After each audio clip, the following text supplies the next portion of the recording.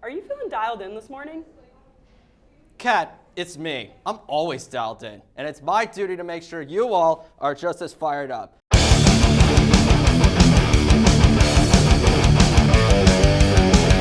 Oh yeah.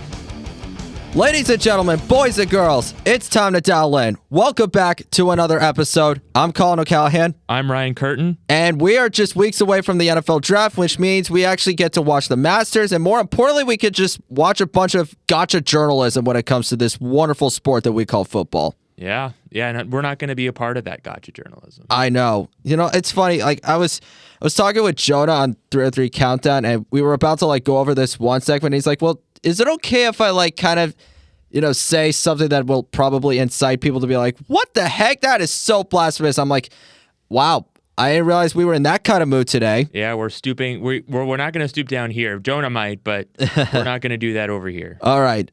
He's a Jets fan, so. I mean, he knows all about that. So let's get right into the show. Let's talk about probably one of the biggest headlines that actually took place pretty much the minute we ended the show, probably the day after. Jaguars edge rusher Travon Walker got extended to a 4-year, $110 million deal. And surprisingly enough, it makes him the 12th highest paid edge rusher in the National Football League. So honestly, they kind of got him for a little bit of a bargain, but he didn't really want to hold out. And to his credit, he's still in Duval. So what do we think? Yeah, I mean, he got a good deal out of it too. Look, I mean, he was drafted first overall for a reason, and whether that was the right pick or not, that's another conversation. I don't think he was. I think that's sort of consensus. But he's been a great pick by the Jaguars nonetheless. He's done a lot for that team. And as you said, he's only the 12th highest paid edge rusher. So I think the Jaguars, they made a lot of moves in the offseason as well. But definitely keeping Travon Walker, that's a big re-signing for this team. Absolutely. Actually, so this is actually what I pulled up here. I'm looking at Spot Track Edge Defender contracts. It's 1, 2, 3, 4, 5, 6, 7. It's 7th in terms of total value. Average salary, it's, let's see here, 5, 6, 7, 8. 9th in average. And then at the guaranteed signing, let me see how much he got. $50 million guaranteed at the signing. So, yeah, I think for a first overall pick, I don't think he's been the best player. I mean, obviously, that's Aiden Hutchinson, who's been a freaking stud for the Lions. But, I mean, Travon Walker, as we've clearly seen now over the last, pretty much since he's been drafted, he's been one of the consistent pieces of that Jaguars defense. Him and Josh Hines-Allen, those two have literally been their entire pass rush pretty much ever since the two joined together. So I think it was definitely worth it. I think it was a good move. Like I said, I mean, the fact that they didn't have to overpay to make him the highest paid edge rusher or whatever the case may be, because we all know he's definitely not worth that. Yeah, I don't really have too much to say here. I think for the Jaguars, I mean, keeping him and Josh Hines-Allen to solidify that defense, you need those two as your cornerstones. I think entering this year, I mean, the Jaguars are just trying to make sure that what happened in 2023, where the year before they make the playoffs, they end up beating the Chargers. Sorry again. And then, they have that great 8-3 start and they fall apart to miss the playoffs. I think that's got to be their key focus, is making sure they avoid that. And I don't even think it necessarily starts with their defense. It's got to be with the offensive side of the ball, especially when it comes to the quarterback who's still being paid a handsome sum. Yeah, well, when we talked about it too, during their playoff run, that the Jaguars were one of the most well-rounded teams in the league, and obviously they lost to a really good Bills team in the first round. But I thought that if they won that game, they'd have a legitimate chance of making it to the Super Bowl. And I mean, they beat the Broncos. Yeah, I mean, they beat the Broncos already that season, and then in Denver. The Patriots weren't necessarily playing their best football in the playoffs. No offense. No, at least on the offensive side of the ball. Yeah. So, I mean, maybe if they beat the Bills, there is a path there for them to get to the Super Bowl. And so I think keeping as many guys as you can on that team, and they, let a few guys go, obviously, Devin Lloyd being a big part of that. But, right. Again, keeping as many guys as possible because, again, it's not the biggest contract in the world either for a former first overall pick. So, I mean, at the end of the day, it was definitely, I think it was the right move by the Jaguars to keep him on, and I think it's a very reasonable price for both sides. Yeah, I mean, you mentioned the turnover. They lost Devin Lloyd. They ended up losing Travis Etienne. Fortunately, they didn't trade Brian Thomas Jr. because obviously he had, some drops issues earlier in the season, and they were like, could we possibly trade him away because they ended up getting Jacoby Myers from the Raiders? There might have been some question marks there, but fortunately nothing's happened there. I think like right now, when you look at this Jaguars team, there's not a lot of things that you really need to drastically change. You need to make sure that you replace the guys that you end up losing, absolutely. But when you look at this roster and you think about Liam Cohen as the head coach and you think about, ownership or, the new GM, James Gladstone, entering his second year, you just got to make sure that there's no like split or like power struggles taking place. And more importantly, you just got to make sure that, okay, we suffered a heartbreaking loss at home to the Bills. We had our chances, but we just couldn't capitalize on them. You pretty much have the hope and the belief that, you know what, we are capable of getting back to this position.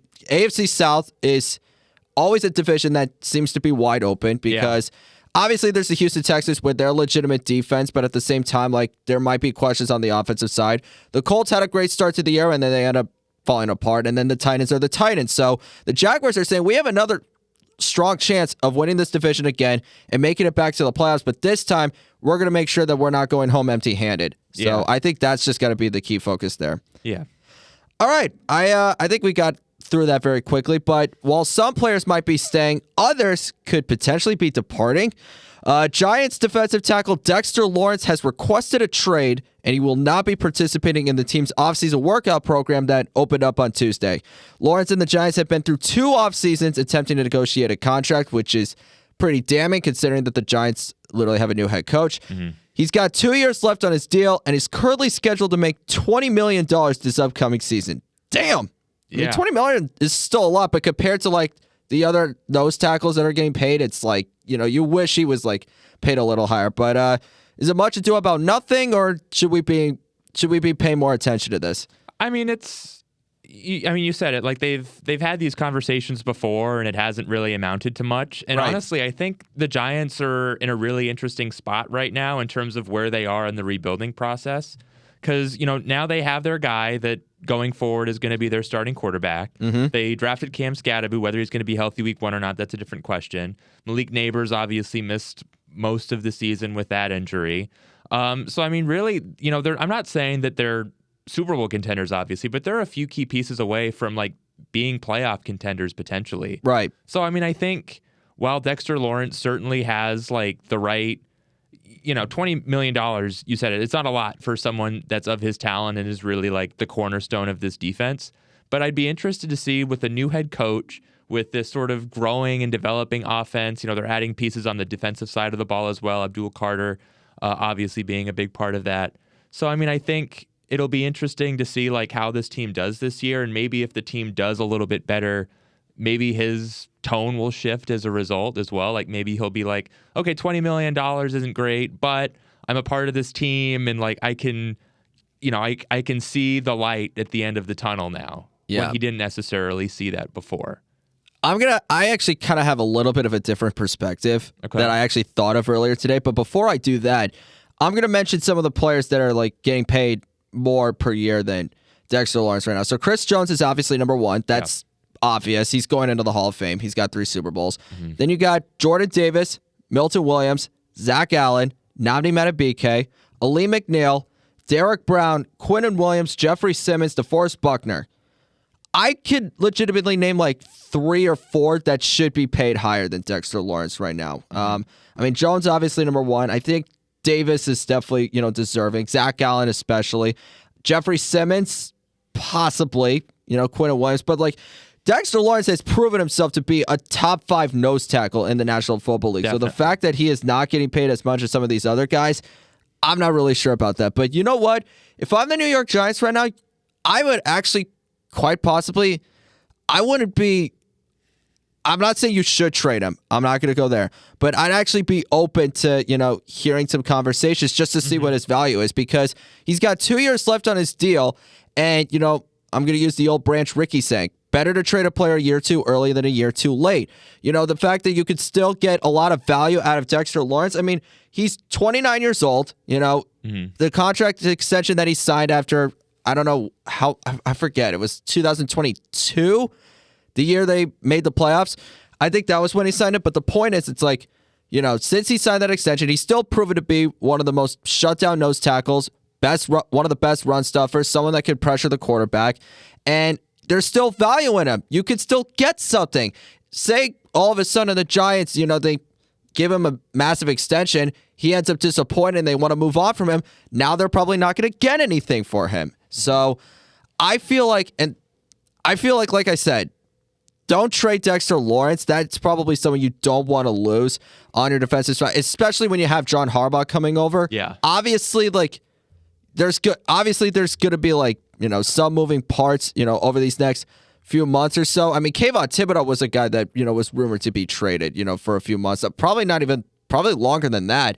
But I feel like with Dexter Lawrence, it's just like, okay, let's just see how things play out over the next 2 months. Training camp, it starts in July. Right now we're in OTAs. Mini camp is going to be in a month or two. I forget what the exact dates are. Something like that. But I think if things really come to a heating point, then it's probably going to be another Micah Parsons situation where you're probably going to have to just cut your losses. Yeah, no, I mean, that's if it gets to be really bad, then obviously then that's a different conversation. But I feel like, if he's starting to go in that direction, but it's not there yet, you need to be listen, this is a different team. We got a new coach. Mm-hmm. We're gonna hopefully prioritize the defensive side of the ball in the draft. Do you think? I mean, I guess that's a different question too. But do you think that's? I feel like that's what they should do. I feel as a like draft that's strategy. I feel like that's just been the question over the last couple years now, because the Giants tried to upgrade their defense last year. They signed Javon Holland and Paulson Adebo, and they made sure to draft Abdul Carter with their top draft pick, and it's still been a mess. And they were still one of the worst units in the league. I think with John Harbaugh coming over, it's is it really going to get better? Because that's been the issue with Baltimore over the last couple of years. That's why they hired Jesse Minter in the first place. Again, I'm sorry, I'm just rubbing it in. No, it's true. It's just you need to fix that side of the ball, and that's been your Achilles heel. And the thing with John Harbaugh is he's an impressive head coach. He's most likely going to go in the Hall of Fame. But the one thing that will be a stain on his legacy is the amount of double-digit leads that he's blown. And so I feel like you can add as many moving pieces to that side of the ball as you want. But if you don't have the mental capacity to just not take your foot off the gas until the game is over, that's what's most important here. So it's funny. You talked about Cam Scatterboot earlier. I'm going a little bit off track here, but I feel like the Giants with their top draft pick, if Jeremiah Love is still there, take him. Interesting. Because Cam Scatterboot, listen, the guy is a maniac and he's a bruiser. Mm-hmm. But Jeremiah Love, I mean, you're going to need a speed back or a power back or someone that can impact the game in a bunch of different ways. Devin Singletary's decent, but he's never been great. Tyrone Tracy, it's all right, he's someone you'd like to have on your roster, but he never really has proven himself to be a franchise running back, at least over the few years that he's been in the National Football League. I don't know. If he's there, I probably want to take him. And I could say the same thing for the Arizona Cardinals, or not the Tennessee Titans, because I like Tony Pollard, but with the Cardinals, it's James Conner, he's coming off a season-ending injury, and he's getting older. That's going to be interesting. Sorry, I went off topic there, but I was just thinking to myself, hey, the Giants are in an interesting position when it comes to the draft. So yeah, no, I mean, there's still a lot of holes, certainly, on the Giants team. I just think that, if you want to help John Harbaugh, who historically has been more of a defensive-minded coach, right? I think you do sort of need to, you need to lean into that, and you need to get someone on defense to help him out. So I guess, going back to Dexter Lawrence, I think sort of my argument to him would be trust the process, I guess. Exactly. For lots of better words. Because, listen, the Giants definitely need him big time. And obviously, he deserves his fair share. He definitely deserves another contract. But again, from an ownership standpoint or from a front office standpoint, it's okay, how much are we willing to really invest in it? Because say he does get another huge extension for a 4-year deal, it's going to go until his early 30s, and he plays a really physical position. So I think both sides make strong points. Let's just see if heads could cool off. Yeah, but definitely. While there may be friction at MetLife Stadium, it's not as big as this conflict right here. So last week we were talking about the Refs Association possibly in a lockout because they need to come to terms on a new collective bargaining agreement. Well, on Wednesday, the NFL informed clubs it will begin training replacement officials next month with the goal of preparing them for team visits starting June 1st if no deal can be reached with the referees union. Negotiations will continue between the NFL and NFL Refs Association later this week, and the current labor deal expires May 31st. I'm just going to say this right now. This is a freaking disaster that they're waiting until next month. I mean, OTAs are just starting. Training camp is in July. The preseason starts in August, and you're training replacement officials now? I mean, I don't know how it's gotten to this point, because I was talking about this last week. It's going to take longer than a few months just to have replacement refs just get acclimated to the professional game and to be able to like pick up rules on the fly. Just to be able to assess what a simple holding call is. It's not like high school or college where you can like see these things happen like at a grander scope. In the NFL, they're all professional athletes, and it's moving at a faster pace. And more importantly, it's more complicated than just, in high school, it's like, okay, pass interference, 15-yard penalty. No, you have to like really open your eyes to see like what is actually going to take place. And if the replacement refs don't have that vision to be like, okay, this is the correct call, or to understand what's happening, then it's going to be like 2012 all over again, where you're just going to see multiple incidents pop up over and over and over and over again. But I don't know. What were your thoughts? Yeah, no, I mean, we did talk about this a lot last week, and it's the same sort of thing. I guess, like, to that argument, I'll play devil's advocate for a sec, because you did mention, too, that, there'd be these, like, for clear and obvious calls, like, to send it to, New York to review the call. Like, it seems like they don't want to do it now because they still have hope that, the original refs will come back and the strike will be over. But, if they do have to wait, then it's okay. They have this fallback of like the video monitoring or the video review. And again, like, obviously I think that replacement refs are a bad idea in general, but do you think that there's any chance that it would be better than last time it happened just because of the video reviews? Or I don't know. Like, that's the thing. I think because we're in a different time now, that we're like close to 15 years removed from that, it's that the NFL is probably going to have like a more hands-on approach if these replacement refs are on the field, because you want to make sure that you're not missing anything and that, the Hail Mary doesn't happen again, as much as we wanted to happen for some teams. But I'm just at the point where it's like, listen, NFL refs already have as hard of a job as it is. I mean, they get a lot of flack and they get a lot of criticism. Some of it justifiably so, others not so much. When it comes to outcomes of games, if it's going to be decided by like one call or like one flag or a no call, whatever it is, I always think, well, there are probably other things you could have done to avoid that situation. So I try to not blame the refs as much as possible. But listen, you don't have to be the biggest fan of like one particular ref or like, how many flags your team gets. But like at the same time, they don't deserve to be getting lowballed at the way that they've been getting. I mean, I'm looking at an article from Sports Illustrated right now, and pretty much the biggest sticking point at the heart of deliberations are those pertaining to salary. The Refs Association reportedly wants an annual increase of 10% per year for the next 6 years, while the league is said to have offered 6.45. I think that's a pretty big gap right there. Yeah, definitely. To that last point, as well as the length of the offseason dead period and additional performance standards. To that last point, the league would reportedly like to increase the probationary period for new officials from 3 years to 5. The union doesn't want that, and assign more postseason games based on performance rather than seniority, which is how such appointments are typically made now. I said this last week. Refs should not be getting paid based on performances, because it's just a slap in the face to like anybody who might not have a good day. I mean, not everybody's going to be perfect, not even the players or the coaches, but that doesn't mean you're going to like dock someone's pay for, a simple holding call. Maybe a personal foul penalty, sure.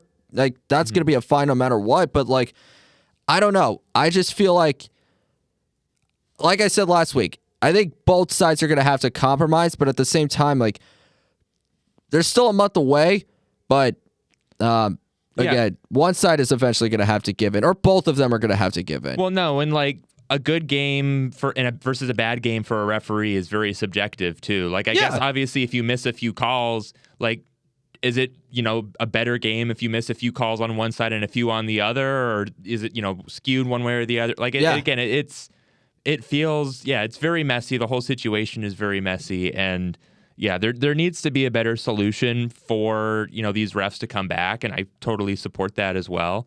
I mean I don't know. It's very messy, and we talked about it a lot. It is last complicated. Week as well. So hopefully the refs get what they deserve, because you're right. I mean, they're very rarely appreciated for the work that they do. But if the NFL doesn't want to negotiate with them, then they need to get on their high horse right now and start figuring out how to get ready for the season. 3 months just to be trained, that's just ridiculous. But speaking of solutions that are going to be hard to solve, the Bears. They're going to decide where to build their new stadium in the next few weeks. And if Illinois doesn't pass legislation for Arlington Heights soon, sources believe the Bears are likely to be Indiana bound. 2 proposed sites in Chicago are not considered feasible. The first is next to Soldier Field for political reasons, and the second is the land known as Michael Reese. It was evaluated and rejected by the NFL and the Bears. I feel like this saga has just been going on for too long. I'm just at the point where I'm just putting my hands up, like I give up. What? I don't even know where you're at when it comes to this. Yeah, no, I mean, and it seemed like, and I think we mentioned this a few weeks ago too, that Illinois has sort of like thrown in the towel a little bit of like, all right, Indiana said that they wanted it here, so go over there, and it doesn't. Again, to me, it doesn't make sense. To a lot of the fans, it doesn't make sense. But I mean, that's the Bears. They want what they want. They want a cheaper plot of land to build their new stadium, and that's something that Indiana offered, and Illinois, for one reason or another, isn't offering that, and so the Bears are gonna move out. And like part of the reason too why they're not moving to Soldier Field or somewhere close to Soldier Field, you mentioned political reasons, but also like, is there enough land to build like this big massive stadium that the Bears want? Probably not, right? So I think that going to Indiana, where they have cheaper land to build like this big massive stadium that they can hold concerts, they can hold other major sporting events, like that's what the Bears want, and that's why the World Cup isn't even being hosted. Yeah, the here. World Cup isn't even in Chicago because Soldier Field is too small, and it's very old. And if they built a new stadium next to Soldier Field, first of all, it would be more expensive because it's prime real estate. And second of all, it would probably be the same size as the current Soldier Field, if not smaller. So, I mean, it sucks. Like, I want the Bears to stay in Chicago for Chicagoans. But it just seems like Illinois isn't going to budge. I don't think they will either. And honestly, from their perspective, it's like, the Bears this year, nobody could have expected them to have the storybook year that they did. And then right before the playoffs start, they dropped the bombshell that they could be moving to Indiana. And it's all because of money. We all know that. And it's because of posturing. One side is trying to have leverage over the other. The state of Illinois is saying like, okay, are you willing to we'll be able to give you this amount of land, but you're gonna have to like sacrifice a lot more money. And the other side is like, no, we want like a bigger arena. We want to be able to host concerts and other live sporting events. Pretty much everything that you just said. If the Bears left Chicago, it would be an absolute travesty to the state of Illinois, not just the city of Chicago. I get that this proposed area in Indiana, it's like 30 minutes away from Chicago, but it's not. It's not. And nobody wants to hear that, and nobody wants to have to make that drive, and nobody wants to have to deal with the fact that Indiana has 2 football teams already in their state. Mm-hmm. So, again, like I said, I'm just at the point where I don't even know what's going to happen, and I give up. I really don't. I mean, hopefully there's a miracle, but at this point, who knows what's going to happen? Yeah, no, it seems like there's not going to be a miracle, and that would suck. Like, I hope that there is, and I hope that Illinois steps up in the next couple weeks.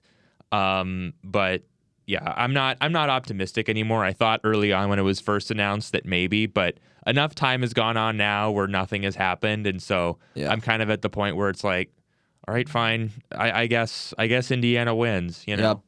Well, let's talk about some optimism here because the Houston Texans have officially picked up the 5th-year options of C.J. Stroud and Will Anderson.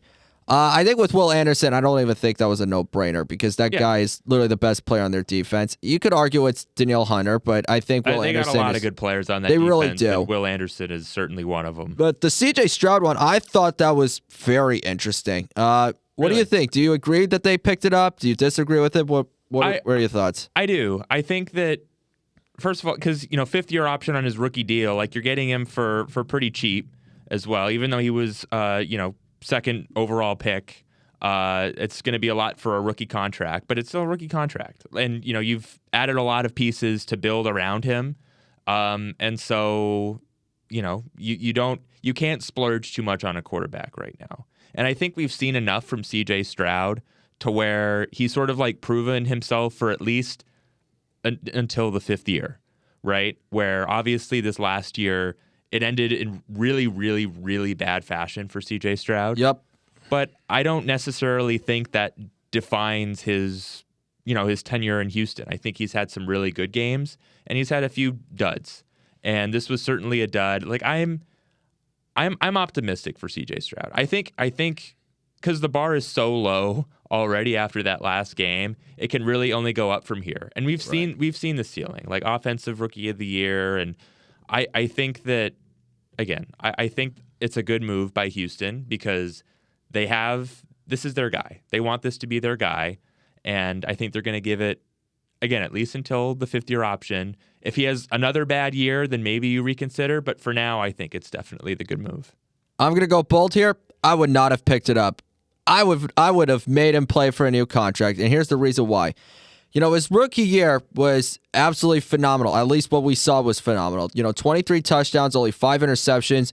Won them a playoff game against Joe Flacco in Cleveland. And yeah, even though they didn't have the pieces to beat Baltimore in the next round, you could just tell, there was a lot of optimism. Nico Collins was a freaking stud that, finally had a quarterback throwing him the football. The defense was really starting to come alive. Even with the offensive, nobody was even thinking about how terrible the offensive line was because of how well C.J. Stroud was playing. D'Amico Ryans was in consideration for Coach of the Year, and you had Will Anderson and all those other studs on the rise with Stingley Jr. and Petrie, and in later years, Caleb Bullock. And then since then, it's been like, you've seen flashes of those moments where you're like, this is the CJ Stroud we loved his rookie year. And then to your point, you just saw a lot of others where you're just like, what the heck am I watching? Mm-hmm. I mean, the next year, they win more games. They did beat my God, I'm doing another Chargers pun. They beat the Chargers in the playoffs, and then they ended up losing to the Chiefs the next round. But his regular season numbers took a nosedive. 3,700 passing yards, 20 touchdowns, 12 interceptions.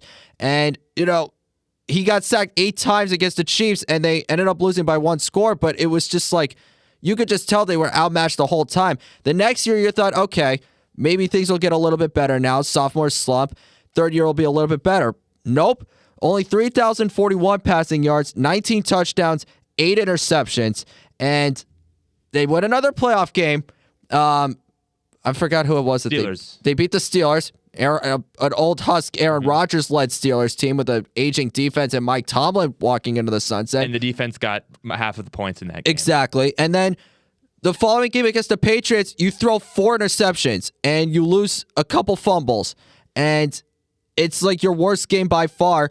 And yet you still have D'Amico Ryans and Will Anderson and others pretty much coddling you, saying, yeah, no, we have all the faith in the world in you. I get it.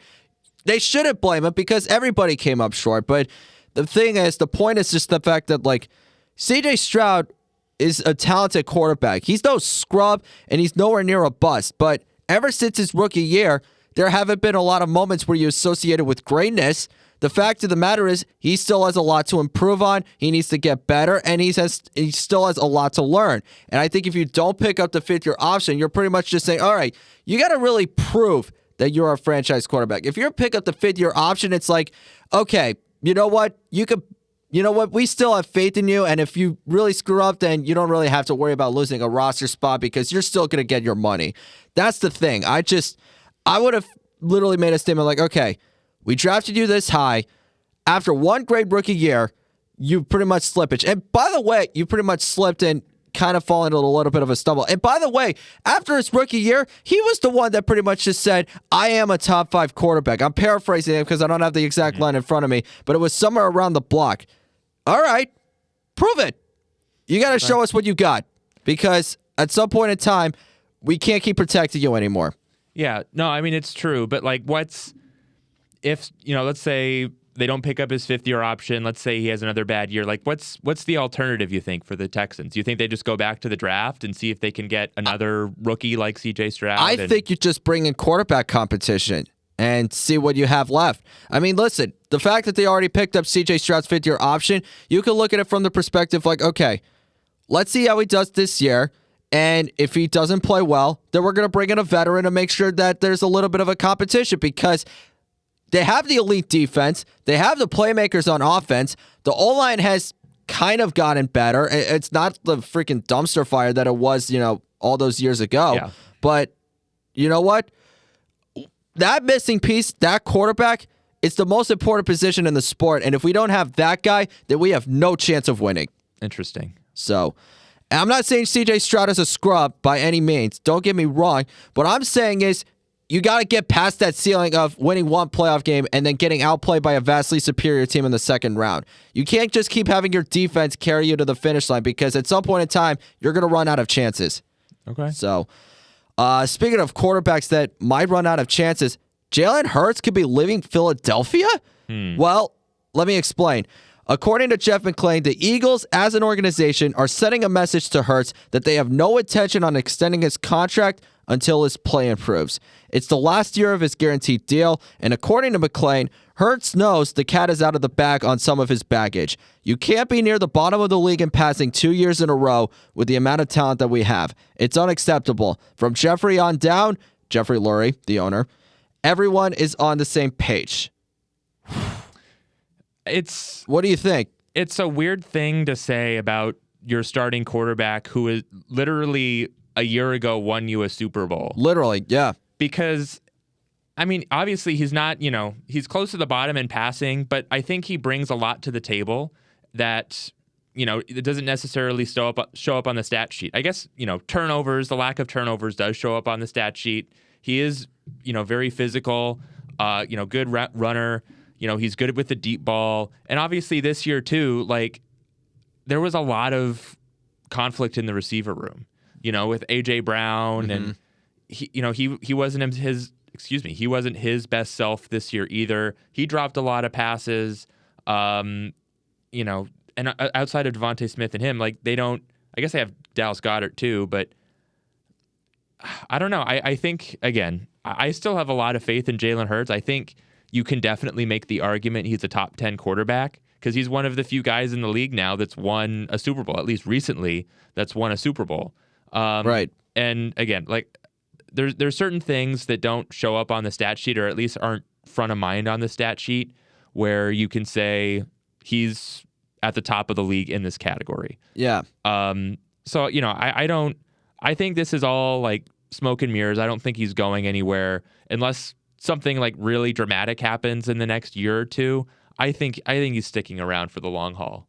I always view Jalen Hurts as the Jason Tatum of the NFL. Two guys that, get put in fantastic situations, make the most of them, actually give you the success that you expect your superstars to do, yet you still barely get any of the credit or the respect that you deserve. I think with Jason Tatum, it's like, all right, you win a championship, you might not have won Finals MVP or Eastern Conference Finals MVP, but we all knew he was the best player on that team, and you can still make an argument that he still is.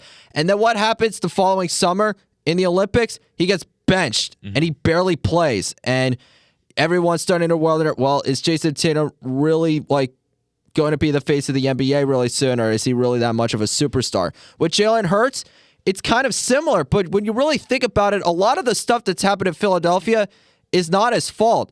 I mean, with the amount of offensive coordinators that he's had ever since he's been in Philadelphia, it's not like every single one of them turned out to be a disaster because he was horrible, or the fact that, the offense couldn't run, efficiently. Two of them got head coaching jobs. Like, Shane Steichen immediately went to the Colts the year after the first Super Bowl, and then Kellen Moore literally stays in the Bayou to take over the Saints.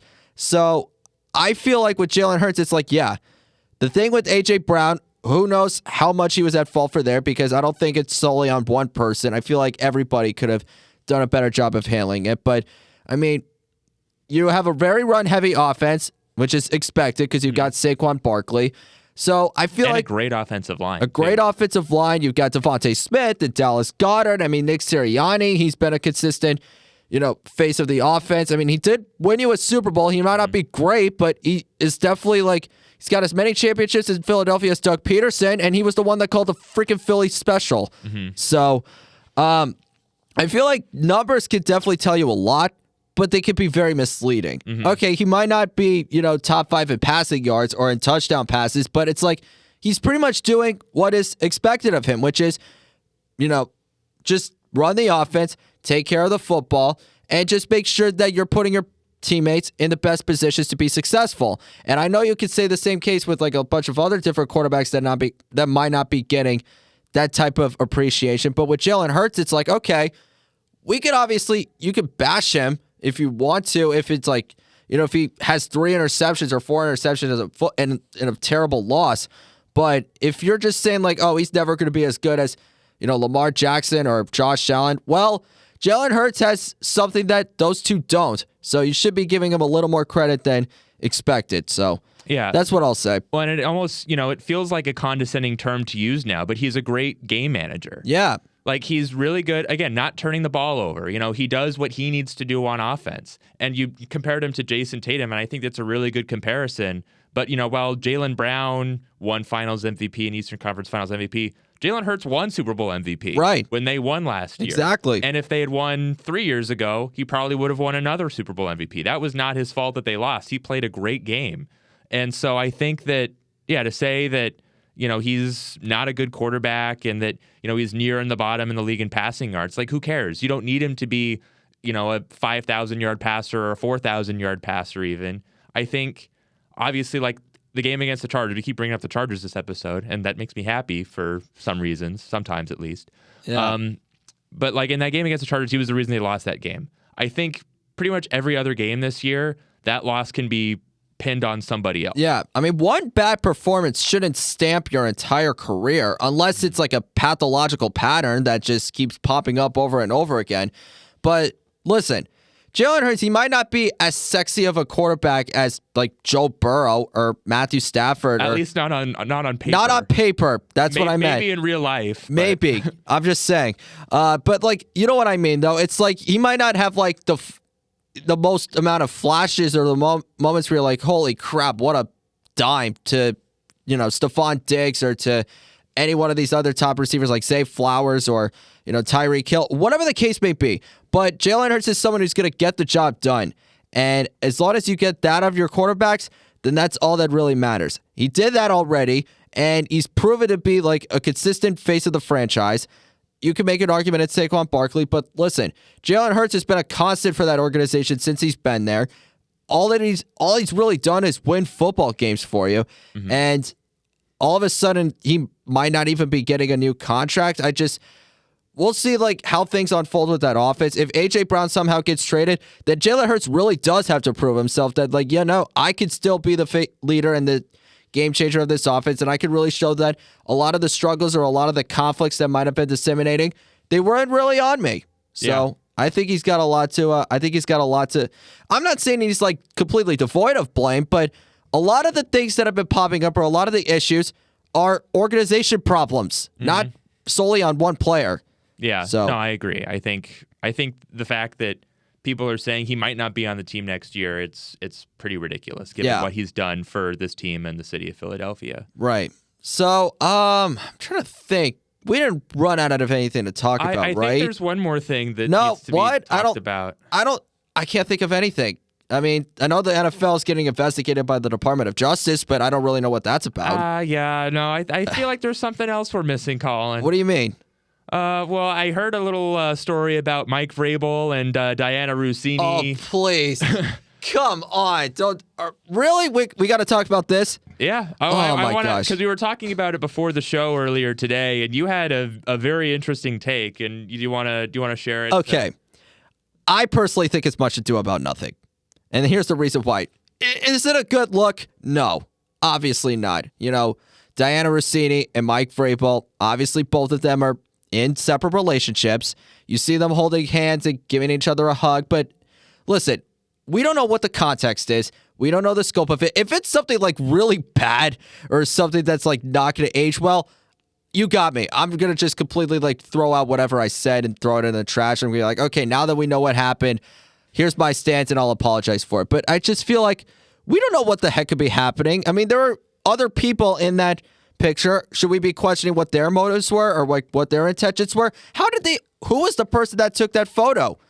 Was it just a fan that was like, oh my gosh, it's Mike Vrabel. Wait, is that Diana Rossini? Or is it, I saw Emmanuel Acho say that it could have been a private investigator just to be like, yeah, no, they're just trying to slander both of those two. But I mean, we don't know what they were talking about, and it's none of our business because they're adults and they're human beings. But I agree with you. It doesn't look great, but I think we need like a further context that we're probably not going to get for a bit. Yeah, I feel like we're not going to get it, but I disagree with that, Colin. I think why? Well, I think because we're reporters here, right? If you were contacted by a coach for someone in the WNBA, say, and they were like, hey, I want you to come to this vacation spot with me and spend time at my house and my pool, and maybe we'll hold hands. Okay, maybe we'll you hug. really think that's how Mike Vrabel and Diana Rossini met at that hotel? No, I don't think that's when they first met, certainly. I think that this has been going on for a while because it doesn't just escalate. How do we know that, though? Well, we don't. And maybe I'm reaching, maybe everyone else is reaching, but it seems like, I mean, come on. You don't, I feel like it's just, it's a little bit too much of a coincidence that these two were both in Sedona. They were both in, the pool together. They were hugging and holding hands. Okay. I don't think they were in the pool together. There are pictures of them in a pool together. No, not in the pool. They were in the pool. I did not see that. All I saw was them like sitting with each other at the table and them giving each other the hug. I don't remember seeing them in the pool at all. If that's the case, then you got me. I don't know. If I find out there's some affair that we don't know about, then whatever I say, just throw it in the dumpster right away because that would just age maybe poorly. Not in the pool, but lounging next to the pool. At least not right off the bat. If that was the case, then I'd be like, okay, then maybe you have a point. But it wasn't. I mean, you can't look at two images and then come to the conclusion that, oh, yep, they're seeing each other. You gotta there's some context that we're missing here. But again, we're both reporters here. We're both aspiring journalists. Okay. Do you think, I guess, that this is an inappropriate relationship between a source and the person that, is interviewing them? Well, we don't know what the scope or the magnitude of the relationship is, to be quite honest with you. Maybe they've known each other for a long time and they're just, I don't know. I'm not saying, listen, if I'm seeing, one of my closest friends that I haven't seen in a long time, she's married or she's, in a relationship, I am not going to hold their hands right away like the way Mike Vrabel did. I'm not going to do that by any means necessary, but I'm just saying, I think other people just have different ways of expressing gratitude or appreciation, and one that's mutually, consensual and beneficial for both sides, but also just I don't know, who knows? Maybe they did run into each other at Sedona. Maybe it's not just maybe it is just some freak coincidence. I don't know. I don't know what the actual info behind this is. Yeah, no, and I mean it's definitely a mystery still, and it'll be interesting to see once we find out more. But I don't know. At least for me, I feel like I would be skeptical as a reporter if if anybody was like, "Hey, come hang out with me at my vacation house in Sedona, and hang out with me by the pool, and we'll see what goes on." We don't really know what's going on, but I would. At least, for me, there'd be red flags. Maybe she's doing a very big story, and could be. It's just when you're doing these feature stories, I've seen a ton of them from Seth Wickersham and all of that. With a lot of feature pieces, you really need to establish a lot of trust and a lot of you got to make sure that the person is comfortable to share whatever it is that you need for your story, because that's the only way you're going to get a hook on anything. And I feel like Diana Rossini definitely has a few tactics here and there just to make sure that Mike Vrabel is just, trusts her enough to open up to her about this type of stuff, because we don't really know what that conversation was about. Yeah. Maybe it wasn't for a story. Maybe it was just a simple conversation. Maybe they were staying in the same hotel and they just, just wanted to catch up. I'm not saying it's a great look at all. I just want to make that clear. I'm not saying it's the best image that you want to see from a head coach. I'm just saying I don't want to rush to assumptions about that particular image. That's all. Yeah. No, and I mean, you mentioned, making sure that the source feels comfortable. But again, I feel like, hugging and holding hands, shirtless by the pool, that's a little bit too comfortable. Okay, it wasn't shirtless by the pool, okay, though. that I did. It was shirtless by the pool. Mike Vrabel was not wearing a shirt. What? Mike Vrabel was not wearing a shirt. What are you talking about? He is not wearing a shirt in this picture. Are you serious? I am serious. Look. Okay, I only saw 2 different photos. They're lounging by the pool. She's in a bikini. He's not wearing a shirt. Wait. That was okay, I did not see those pictures at all. Do you change your mind now? Do I change my mind now? Okay, maybe we probably I'd still say that we need to know the context or the scope of it all. But with Mike Vrabel and Diana Rossini immediately saying yeah, this is total bogus, you guys don't know the full story, that's probably where I'm at. It's just it's not great, but after seeing those 2, I'm definitely a little more uncomfortable now than I probably was earlier. The first 2 pictures, it's whatever. If they're hugging, it's fine. But I think I already made it clear how I feel. But I think we could move on there. Yeah. Well, I think that just about wraps it up. Yeah. I think next week we got a good way to end it. Yeah. Oh my gosh, because that was just a messy story. Mm-hmm. But thank you all so much for watching. Make sure you like and subscribe for additional content. We'll be back next week to do our mock draft, and then the week after it's our draft recap, or at least our first round recap, because the NFL draft starts on a Thursday. So yeah. We hope you enjoy the rest of your week. We hope to see you next time, and so long, everyone. Take care.